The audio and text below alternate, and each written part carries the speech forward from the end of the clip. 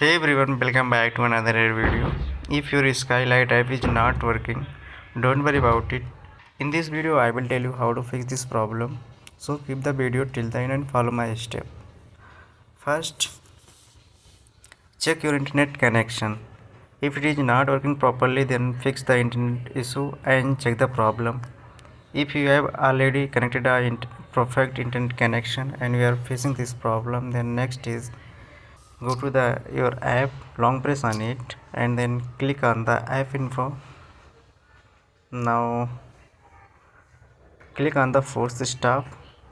Once do it and close all tab.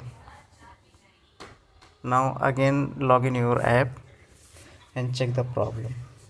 If it persists, then next is again long press on your app, then go to the app info. Now click on the cache and storage. Now clear cache and once clear storage. After doing this step, again log in your skylight app and check the problem. If it is persist, then next is uninstall the app and reinstall again. After doing this step, your problem may be fixed.